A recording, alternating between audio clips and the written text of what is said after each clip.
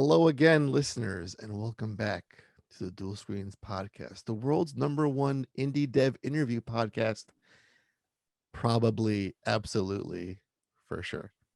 Joining me this week is Friedemann Allmenröder, developer of Islanders, a minimalist strategy game about building cities on colorful islands.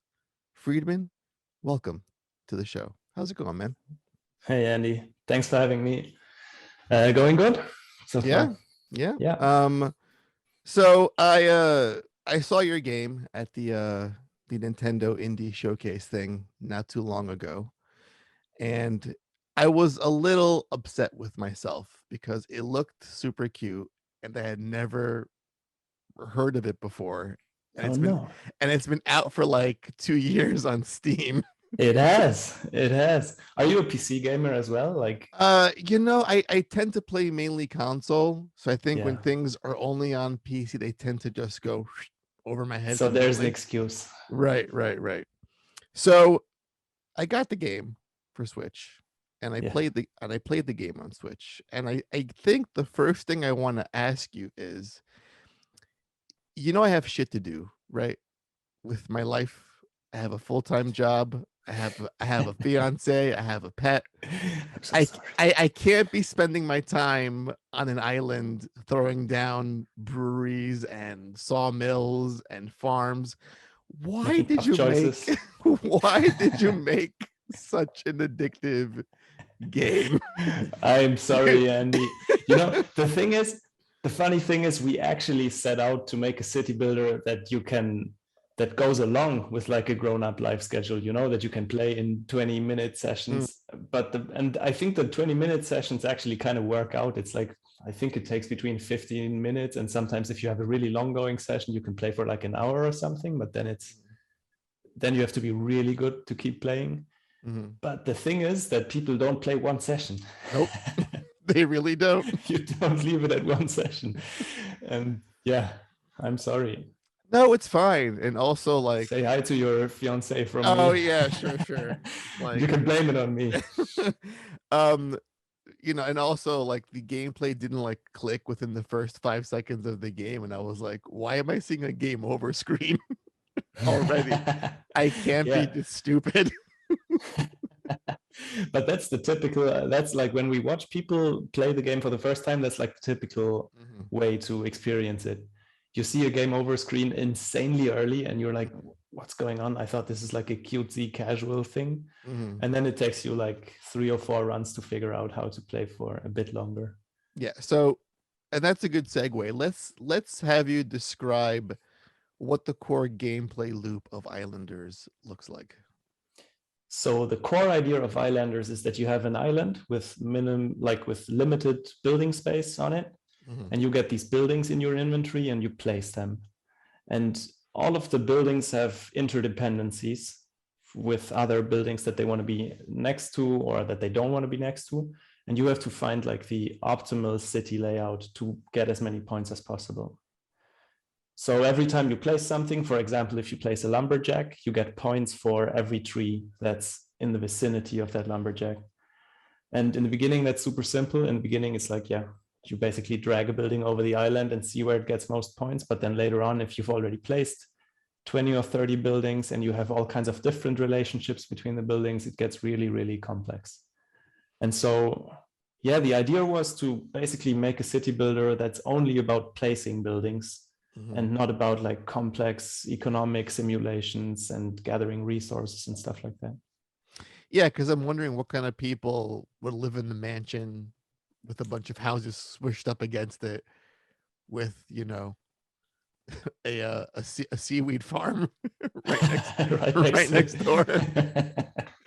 Yeah, we try to keep the relationships between the buildings, like for example, the industrial buildings, they usually don't want to be next to like the mansions or the houses, and the mansions, for example, they want to be next to the posh jewelry Right.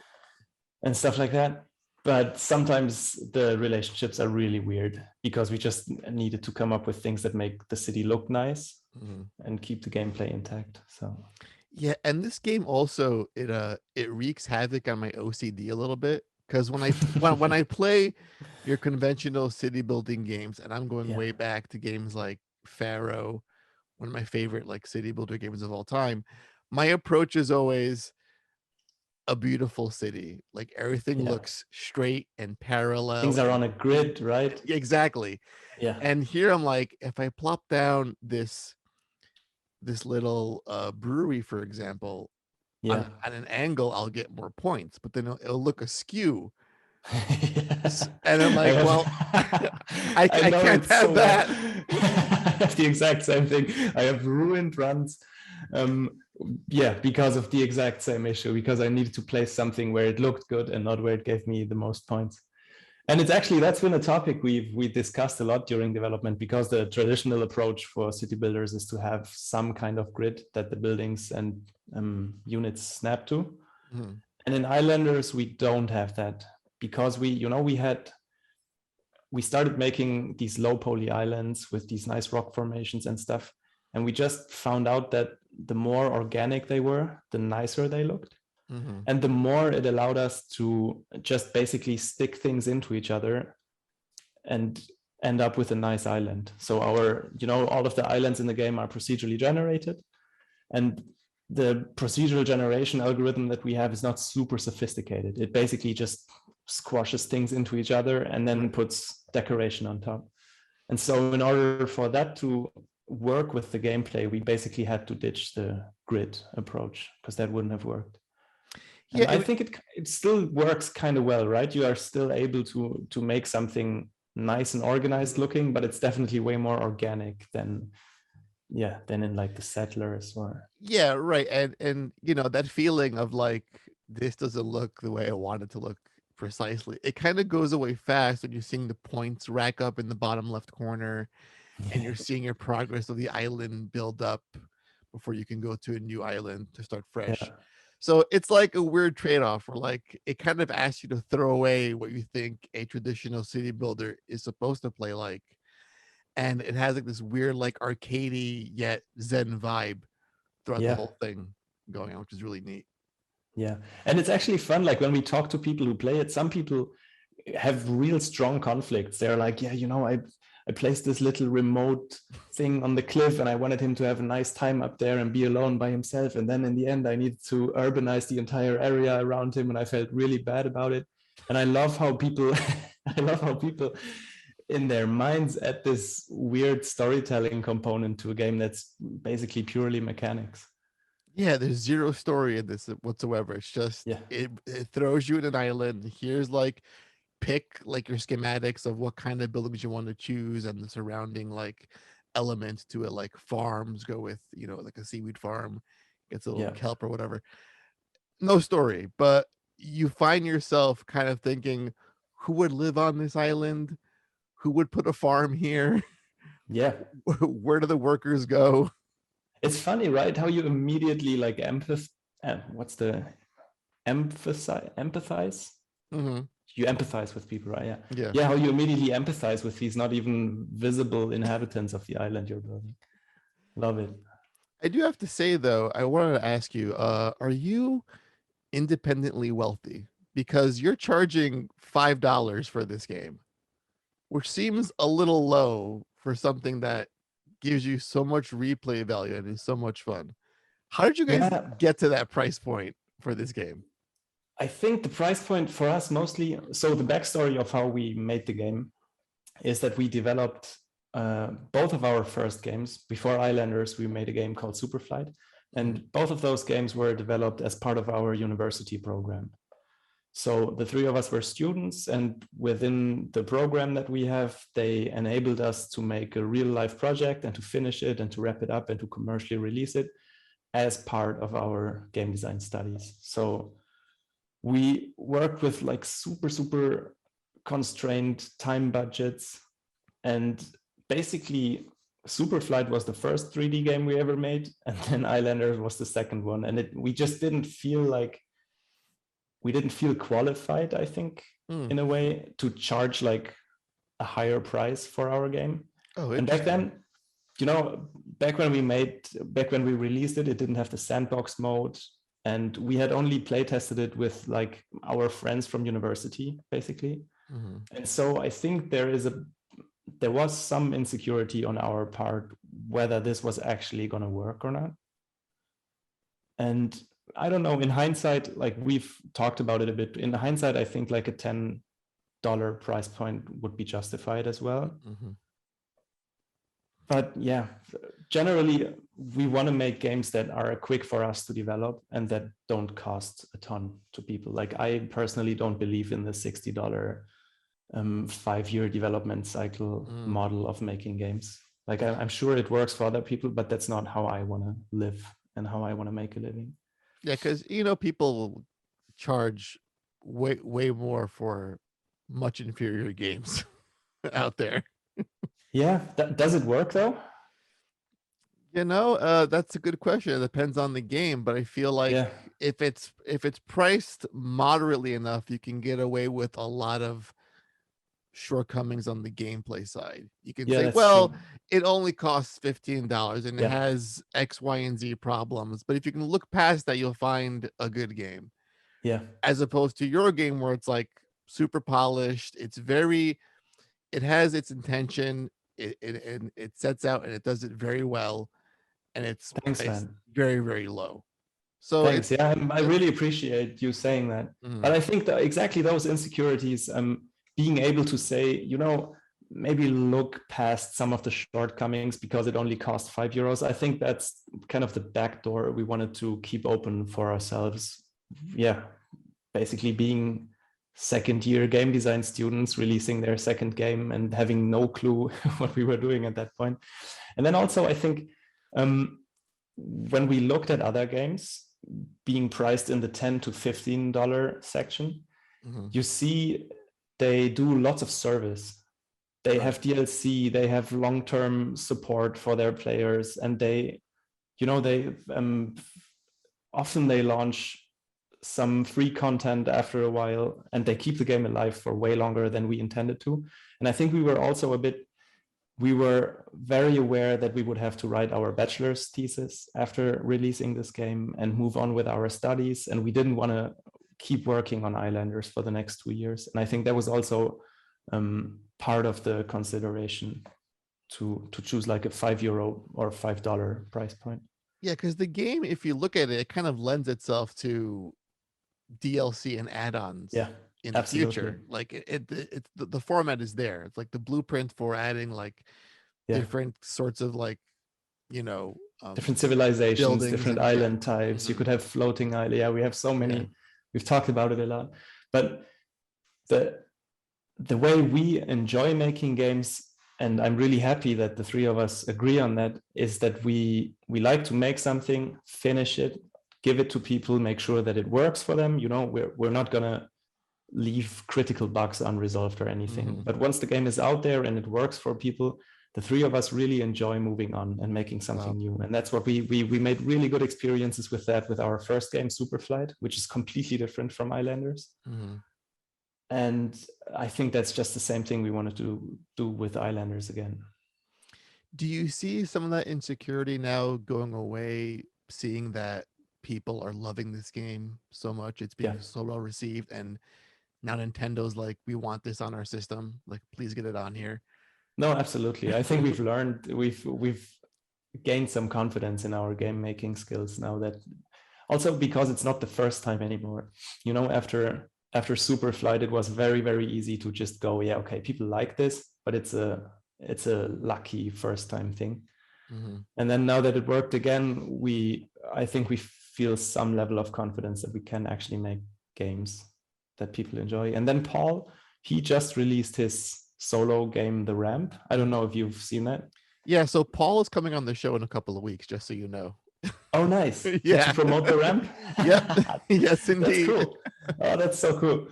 So yeah, he can tell you a lot more about that, but he made something really, really cool and just released it. And I think The Ramp is a great example of him being way more confident about what he wants to make and what he wants his game to be, and how small something can be and still be worth the $5 price tag that it has.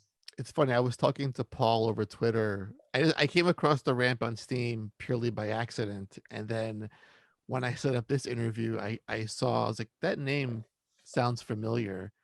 Like, oh, it's the same dude that Yeah, made this other game, yeah, also made this game.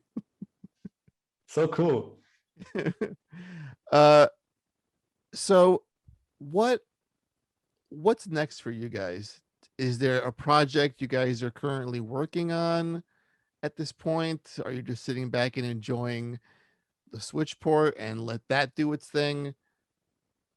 Yeah, mostly that. Like, um, we don't have a Grizzly Games project that we're Mhm, working on together. I think the three of us decided after university wrapped up that we wanted to explore some separate things for a while. mhm, Paul was doing the ramp.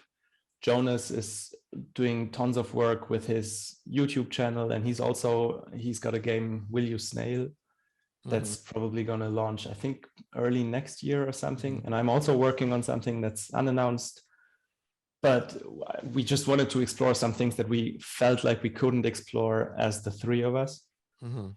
So yeah, I think we're just going our separate ways for a bit and then getting back together for the next Grizzly Games thing. Yeah, that's really neat. Like Yeah, you don't see that often of like you have a core team. It's a really tight team of developers who are working yeah. on projects. And then it's like, okay, I'm gonna go do my thing, and you do your thing, and you do your thing. And there's no like animosity or bad blood. It's like No, not at you just all. want to make great games. We And just want to then make, yeah, exactly. I you'll think the highest priority for all of us is to have fun making the things we want to make. And if that means making games together, we're going to do that. And if that means doing something separate for a while, we're going to do right. that. Like at the moment, we have at least once a week, we have a 1 hour call where the three of us just meet and exchange what we're working on and talk about Grizzly Game stuff. And so we keep in touch. I love the other two. And yeah, I really enjoy this mode of, or this level of freedom that we give each other. Yeah, could you imagine if like a big time developer did that? Like Yeah, if there was like, that would be you so know, cool. like if there was like a group of developers like within Naughty Dog, they were like, okay, well, we're gonna do like our own little thing as our own little team on the For a side. year or something. Yeah. Yeah. Imagine if that worked, though. Imagine how Mhm, healthy that would make a workplace if mhm, you could actually make something like that work. And I think, isn't there like, I feel like I've heard stories about the really big companies like Google, Facebook, and stuff allowing people to take 1 day per week off and mhm, doing their own little things. I feel like mhm. there's stuff like that going on already. Yeah, because you're gonna get burned out otherwise, Yeah, like doing this. And it's also it helps with creativity because if you're doing the same thing over and over again, at what point do you walk away? Because that's what you see oftentimes developers leaving big companies exactly. and doing their own stuff on the side. But it's like those two can't coexist. It's either you're gonna be on the big AAA team Yeah, or you're gonna leave and do an independent studio. You yeah, can't do exactly. both simultaneously. Which is, yeah, I wish it were possible to do both things. Because Mhm, sometimes I'm really intrigued by the idea of working in a bigger team as well and working mhm. on a bigger project. But I wouldn't, yeah, I couldn't do it 40 hours a week. And like 40 hours, that's in the AAA industry, that's even That sounds low for AAA fingers space. crossed that it's only going to be 40 hours. So yeah. Um, no, and I also think, for these big studios, it would be a great way to be able to take some more risk, because if it's only a 1 year project involving 5 people, you can do something and it's okay if it doesn't sell millions of copies. Mhm. And then if it works, though, you can put it into your bigger games and yeah, be innovative, make new things. Yeah, it's tough because I feel a lot of the mindset is we need to make something that's of a blockbuster caliber, something that's going to Yeah. really wow people, like a jaw-dropping sort of experience. And I get And it, yeah, if so many people depend on the game being a financial hit, I don't think I'd have the courage to go super wild and experimental with something.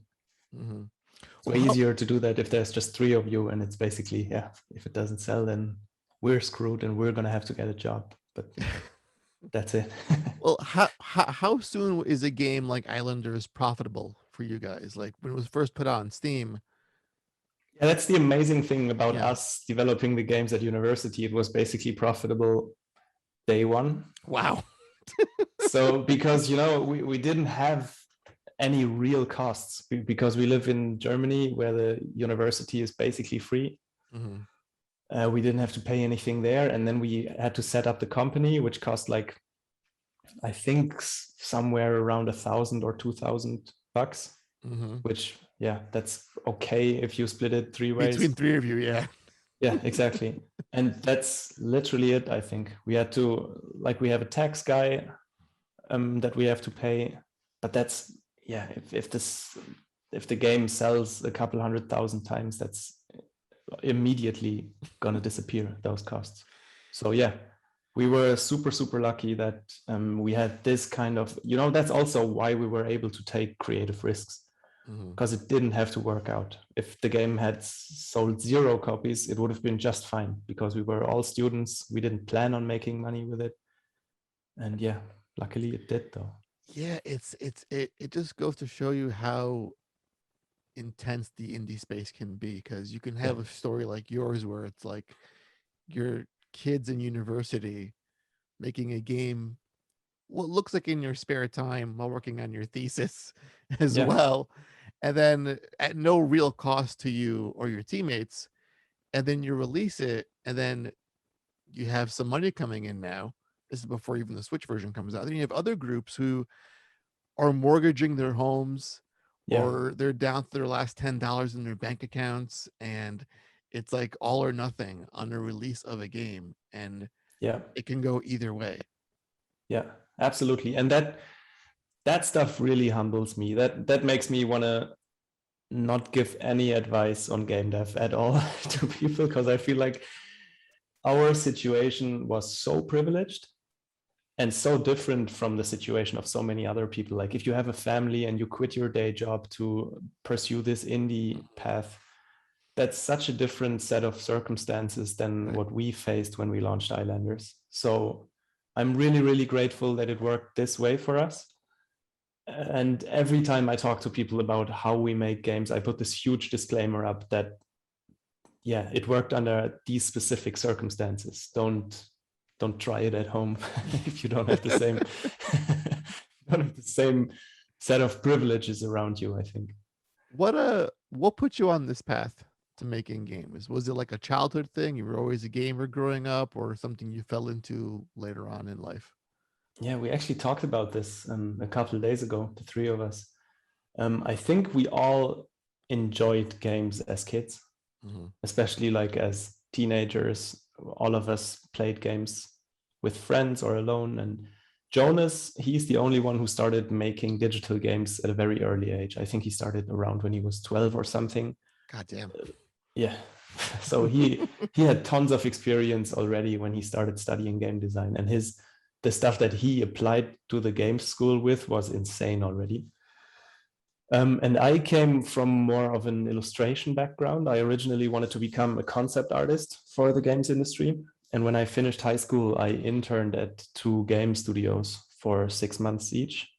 So I got to know like the bigger industry a bit, and then decided to go back to university to like learn the basics. And yeah. And what brought the three of you together as a team? Was it just you were in university and Yeah. you all met there? But Yeah. what made you guys think that together you three could make awesome games? It's a really, like, the program that we studied in is really small. There's 40 people per year. So you know everybody kind of closely that you're studying with. And they do tons of small projects in the beginning. So you can work with lots of different people from your year and or class, and get to know all of them. And Paul and I started working together super early. I think in the first year, we made a really small game called ROM together.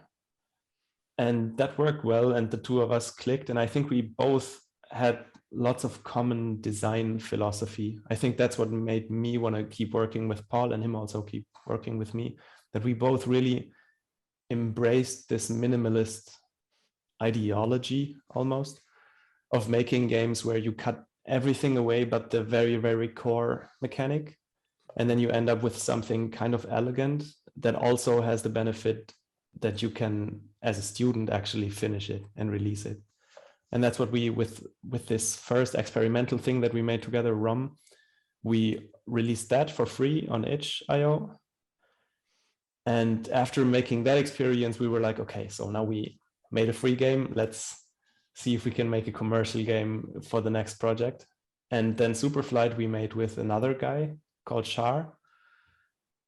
Yeah, and then he wanted to do something else, and we got Jonas to join the team because he was basically this, almost game design legend in the class because he'd been making games for such a long time, and he was also a great programmer. And we kind of wooed him almost a little bit. I remember talking to him on the train at some point and being like, Jonas, come on, it would be so cool if you joined us. Because we knew that if we had him on the team, we would have like some serious programming power. It's like your ace in the hole. Yeah, exactly. Yeah. And I love it. I think we complemented each other very, very well with the different sensibilities that we bring to game design. Do you see yourselves keeping with this minimalist theme in future projects, or do you see now that what you're capable of and with your skills so refined, increasing your scope a little bit? No, I think we're definitely going to stick with the minimalist thing. Good. What Jonas is currently doing, the Will You Snail thing, I wouldn't say that's a very minimalist game, just because I think he enjoys developing it and he puts so much content in there. It's really, really, full of content at this point and really great. So I think he's trying to make something a bit less minimalist at the moment. Mm-hmm. But I think if the three of us were to work together again, it would definitely be a minimalist game. And I think instead of developing vertically and becoming bigger in scope, we just enjoy moving horizontally and just doing different things. Like the next game is definitely not going to be a city builder again. Right. I think the three of us get excited at the thought of, okay, what if we made the islanders of, I don't know, flight simulators? Oh, no, we did that with Superflight. With the islanders of, I don't know, ego shooters or something. Well, I actually want to ask you if you could take like any major franchise and make it with the minimalist approach, what franchise would that be and how would you approach it? Whoa, that's tough. That's really, really tough. Like, personally, I love fantasy RPGs. Like, that's what I grew up on. The first game I got really, really into was Morrowind, like the early Elder Scrolls thing. Yeah.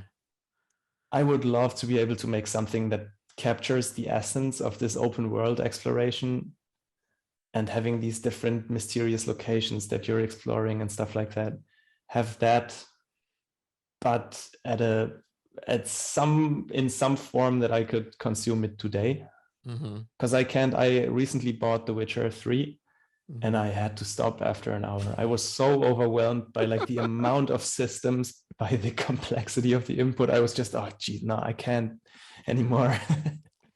I've got a job. I got responsibilities. I can't do it. And having basically a minimalist version of that allows me to experience the same sort of, to have the same experience, but without conflicting so much with my daily life. I would love that.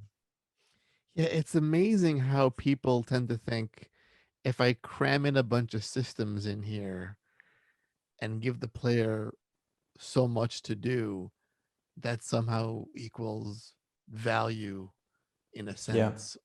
And I feel like for some players it actually does equal value.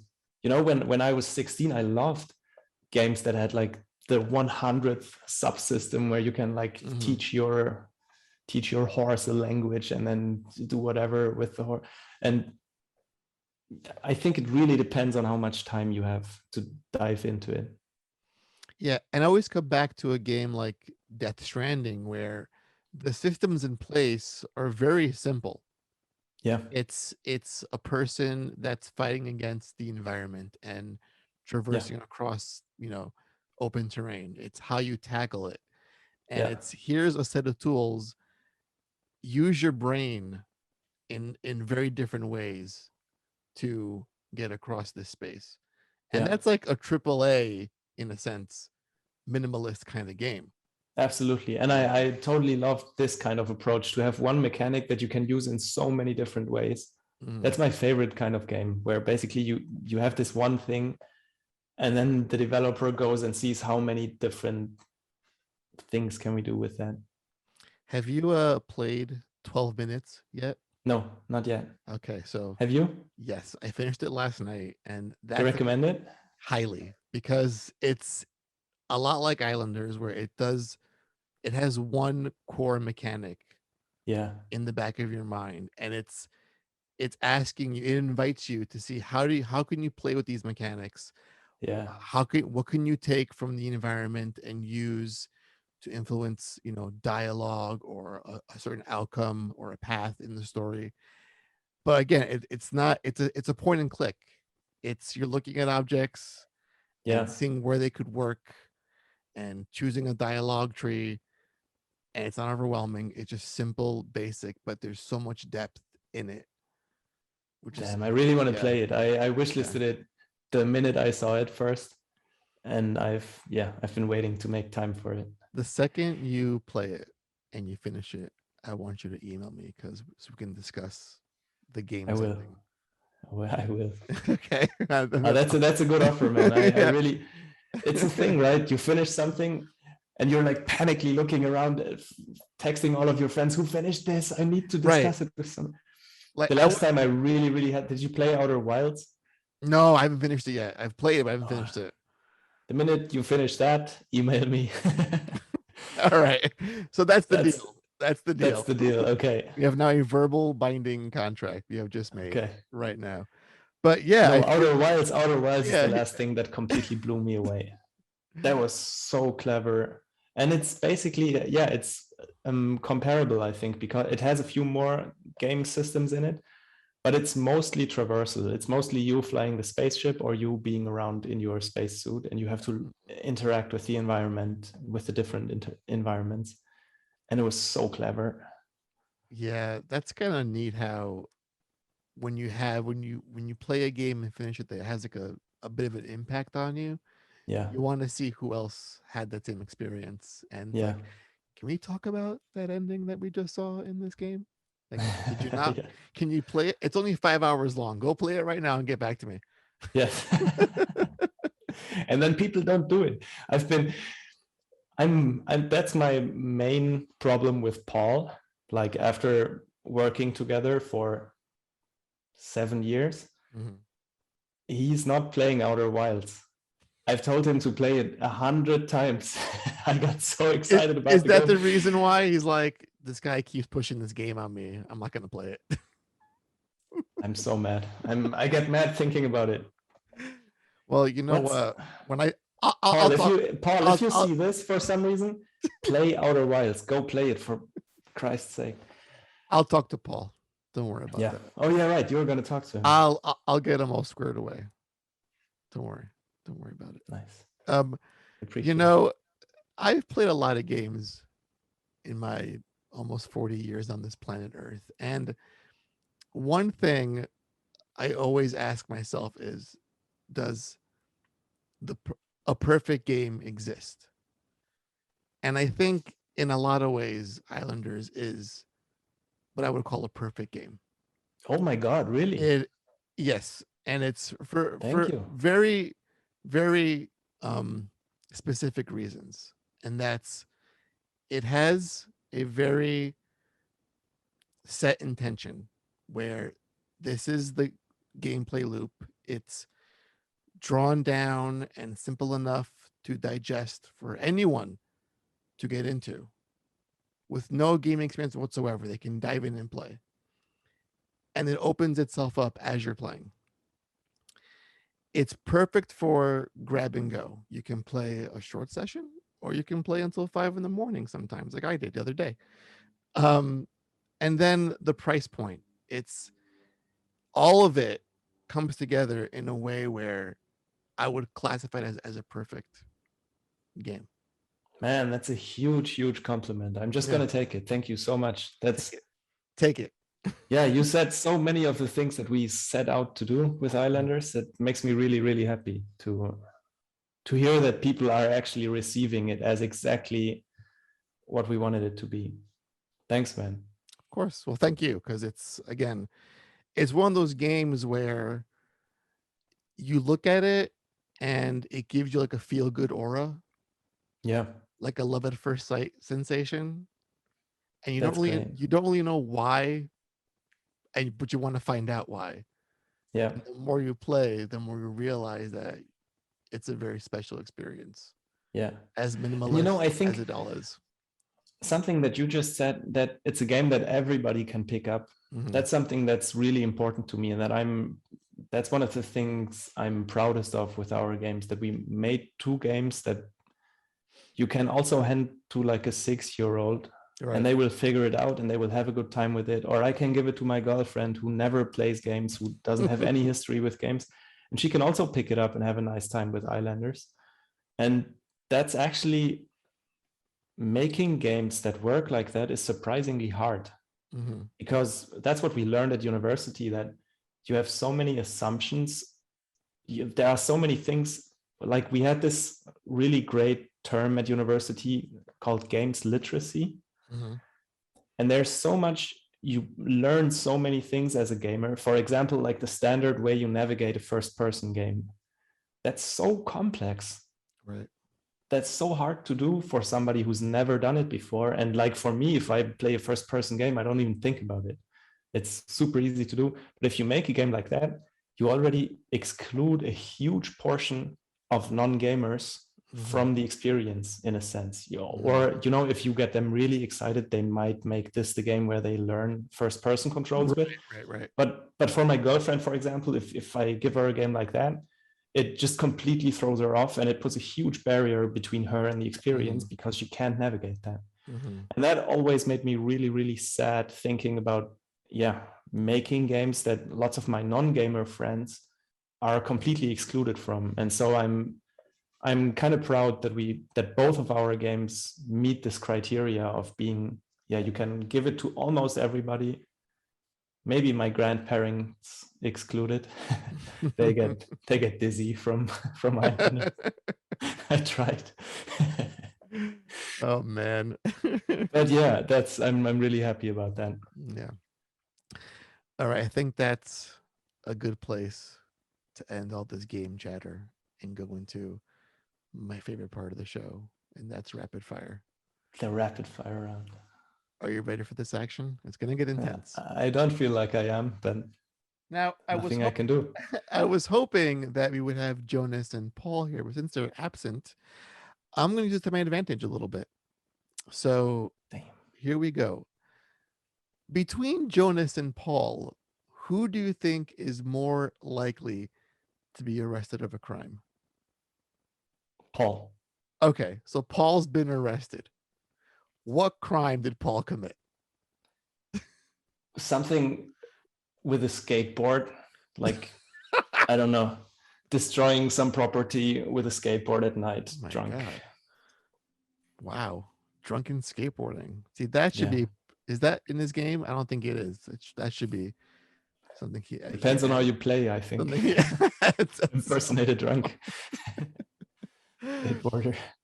What is something that you're terrible at, but you wish you could do really well? Who play the guitar. Ooh, yeah, that's good. That's my go-to. Something musical. I wish I was able to play the guitar well. Hmm. Hmm. Is it okay to sleep with your socks on? Yeah, totally. It's awesome. Is cereal a soup? No. Hmm. Pineapple on pizza, yes or no? Yes. And Hmm. it's great. And I'm going to fight you about it. Mm-hmm. You are in a freak accident that bestows superpowers upon you. How long do you think before you became a villain? 5 minutes tops. Like how long does it take you to find out that you have the superpowers? And So then it's you, like, oh, screw it. you would think that you would do good for a while and then you just Get be bored of used and abused. Like, you know have like what? a proper I am arc. I am a Come on. god on this planet. But you're like, nah, I would be like this does it. I'm going straight to supervillainy. Well, on that note, what power would you want to have? You could Want choose to one. have. You could Oh my choose. god, not have to eat anymore. So lame, so lame. Is eating But I chicken said too it, much right? of your time? Is that what it is? That's your superpower, to not be able to eat and still be alive? I don't enjoy having to eat. I enjoy Oh, great meals, but it would be okay. awesome not to have to prepare 3 meals a day.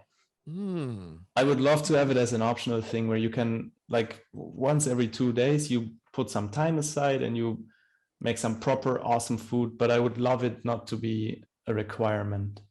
That's how I feel about work or Yeah. or paying rent. Yeah, true. Lots of things Yeah. that could work Can I that just way. do? Can I It's just the do? lamest superpower. I'm Yeah, sorry. it's all right. Can I just do this like once every year? Pay your rent or go to Yeah. my job once or twice a month. Optionally. Yeah. What is something you have done that should have gotten you killed? I swam in a very, very cold river for a very long time that had a very strong current in New Zealand once because we were in like a hot spring. Uh-huh.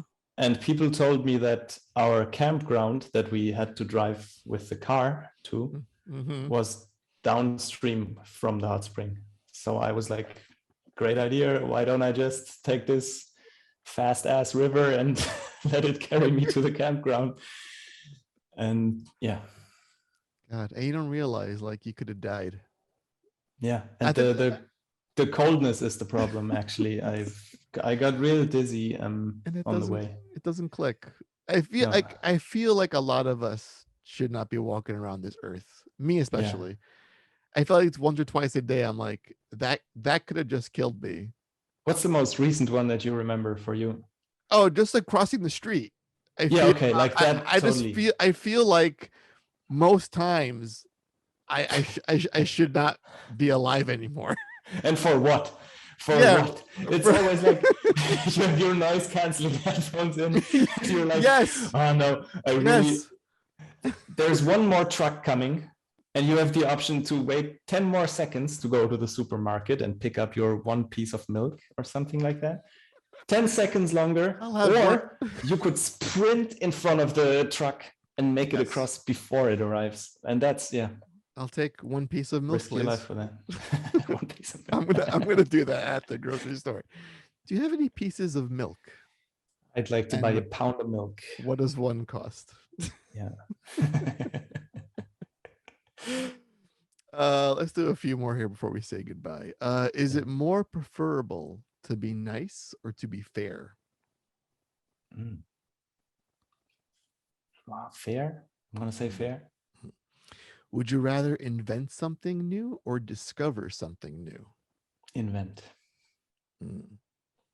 When you're in the bathroom and you're getting up after having done something magnificent, do you fold up your toilet paper or do you crumple your toilet paper? Fold. Not a psycho. Not a psycho. Isn't that the psycho answer? Yeah, I'm trying to find the psycho amongst the indie game dev community. I haven't found one yet, but isn't folding, we'll isn't that the psycho option? I don't know. I think crumpling it is psychotic. Crumpling it before you wipe yourself, isn't that weird? Yeah, it is. A little strange. The whole thing is kind of weird. I keep thinking about that. How, like, how in lots of Asian countries they have these water-based wiping your ass methods. Yeah, the bidet. And then how is it that we go, here's a sheet of dry paper and you just wipe a couple of times with that, and then we all agree that that's fine. How did we end up there? Like, we've come a long way. We're basically smearing it we have Pause for a while. we have supercomputers in our phones, and Yeah. yet we're wiping our butts with paper. With dry I mean, paper. listen, With dry paper. It would be so easy to make it like at least wet paper. I'm sorry to hijack your Oh no, this is the game whole dev podcast for this. This is the whole point. This is But why I love this for segment. God's sake, I feel like we should be there. And let's ask you one final question. Let's see. If you could work with any game developer, be it indie or AAA, like a Miyamoto, for example, to collaborate on a project, who would you pick? I think it would be the people that Playdead, Oh, who made Limbo yes. and Inside. Yes. I just want to know what's the process of making these games. Yes, you could learn a lot from those guys. Those guys, I feel, if they're ever in town, they're going to get all the drinks when I see them. Yeah, I think they split up though. I think one of them left the company, right? That's heartbreaking. Not 100% sure, That's but yeah, heartbreaking. I would really, really love to be a fly on the wall when they made Inside. They could just take your approach. Like, you could still make games together and just mix them apart. You know, you could do both. Totally. You could do both. Yeah. Be the All right, sir. That was a lot of fun. Thank you so much. Absolutely. Thank you so much for having me. I appreciate you. And for those who are listening after all that poopy talk, please go out and buy a not poop game, and that's Islanders. It costs less than a Starbucks coffee. $5. Less than a piece of milk. Less than a piece of milk. You have no excuse. So Islanders is out right now on Steam and Switch. And before we say goodbye, Friedemann, give us all the social media spiel. Where can we find you and the game? You can find us on Twitter as, I think, Grizzly Games, I hope. Mm-hmm. You can find me personally as Friedemann and then a capital A. Yeah, and you can find the game, as Andy said, on all consoles now. It's out on PlayStation and Xbox as well, on Switch and on Steam. All right. And that'll do it for this week, listeners.